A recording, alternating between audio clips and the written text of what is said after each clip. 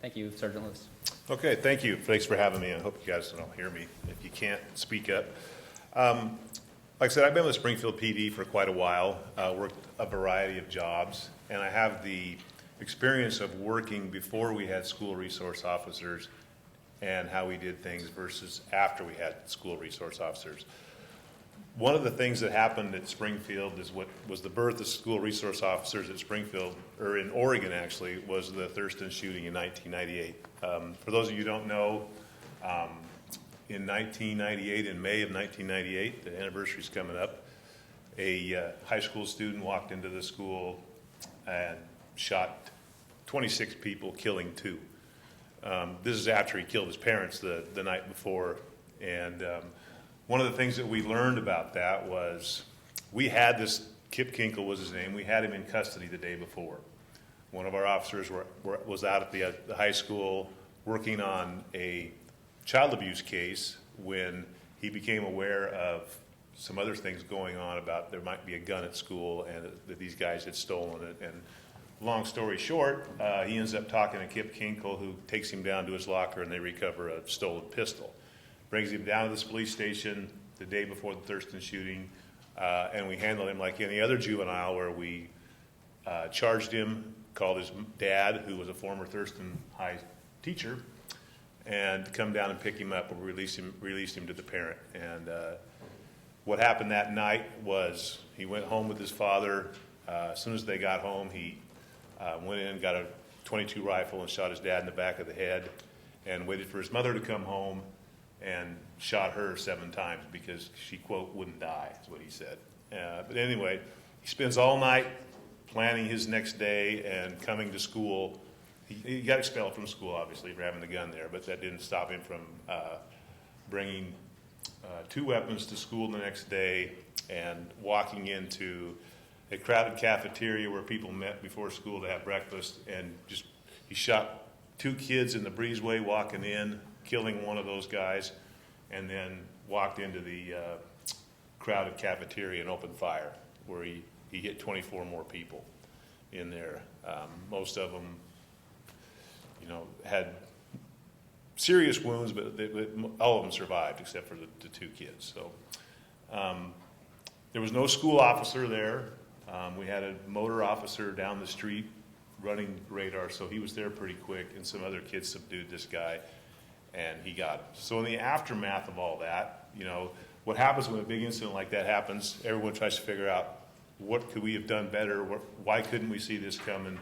And I got asked a very interesting question in the last forum I did. I said, was there signs that this was going to happen? And I said, in 1998, no, but in today, yes. And we're going to talk about, kind of some of the reasons that we got school resource officers because of that. And that incident alone is really what's caused the state of Oregon and the Springfield Police Department to start putting police officers in high school. We have 2 police officers in high schools at Springfield right now.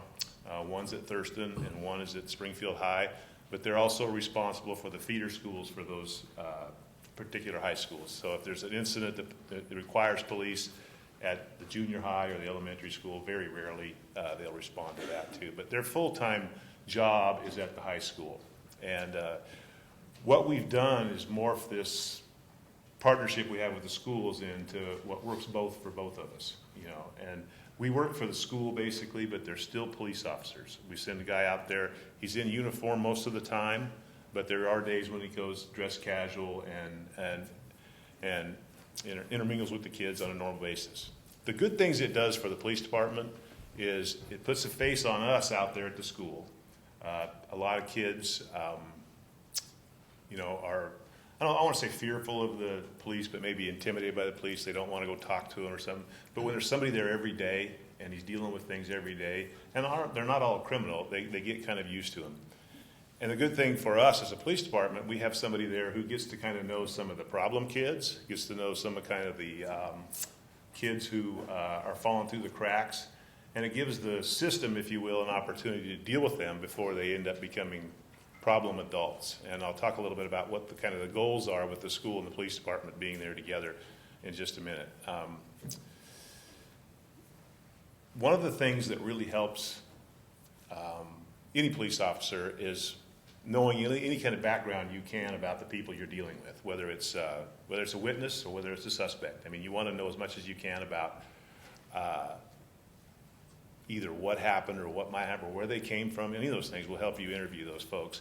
And with the police officer in school, he gets to develop relationships with a lot of these folks. And if we end up needing to talk to them for some other reason, he can give us a lot of insight about where they're coming from and what to do and what not to do around them. And those relationships carry past high school, because just because these kids get out of school doesn't mean we're not dealing with them later sometimes. The school, briefly, really quick, we pick an SRO. He comes from the ranks of police officer. The department does a great job trying not to send someone out there who is just wanting a change of pace from patrol. We want to send someone out there who's interested in doing things proactively and reactively with just as much enthusiasm. The school has a big say in who we send out there.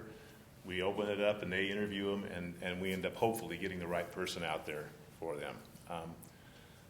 The goals that we have for this intermingling of police in the school is that we, like I said, the first priority of the officer out there is the safety of the school.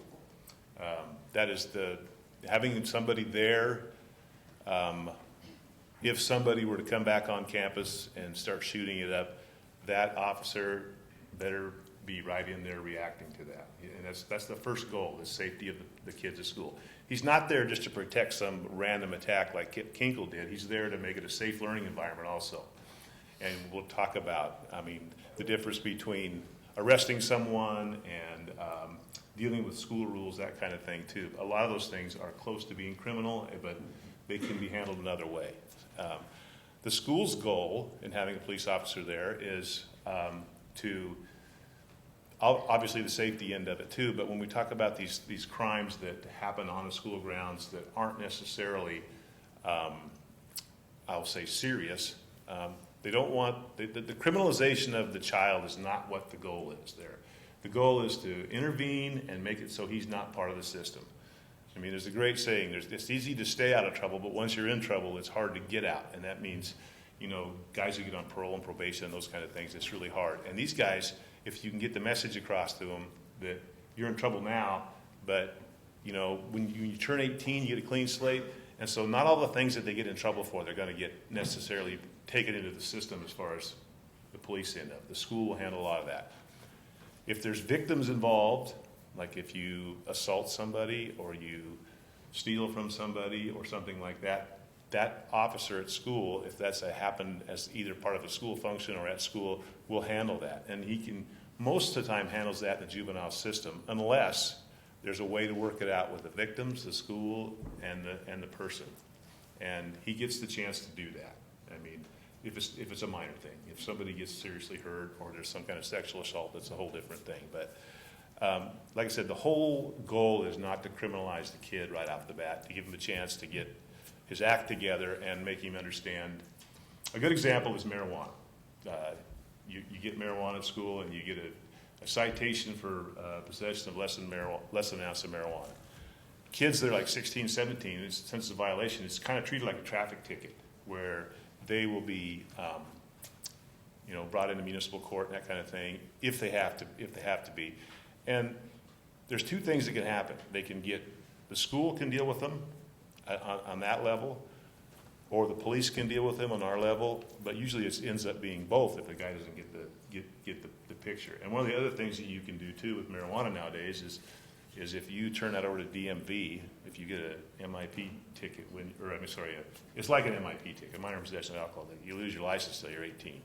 If you're, but all those things don't have to happen. It's all getting the kid to comply. It's just trying to, it's trying to figure out, where this kid is headed and try to get him steered back in the right direction. The juvenile center here has a really lot of limits. They've got, I think, 11 or 12 beds available is all for incarcerating people. So incarceration is really not anything we really do there as SROs. They arrest people all the time for stuff, but very few of them are going over to juvenile, if any, during a year. Because they say if it's not B or A felony, don't bother bringing them over here, that kind of thing, which is, they're going to look to get them out of there. The school officer has some interesting dilemmas that he might have, or he or she might have, in search and seizure. As you can imagine, on school grounds, there's the school rules, and then there's criminal law. And there's two different things. The school rules are basically reasonable suspicion to search somebody's locker or their backpack or something like that, whereas the law is you have to have probable cause or permission. And so one of the things that is difficult to, I guess, not let happen is the idea that the police officer gets information and then tells the school this information, where the police officer doesn't quite have a probable cause, but the police officer tells the school, hey, I heard Joe Smith might have something in his locker, will you go look for me? Well, you guys all probably know that he can't act as an agent for the police, that kind of thing, if we're going to prosecute something like that. If it's a situation where it's, a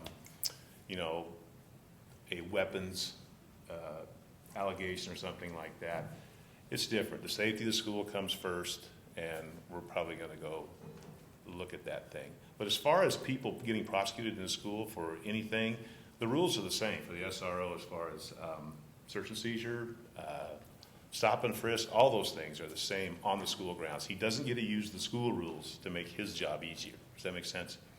So that's just one of the things. I think what I haven't covered as far as what our SROs do.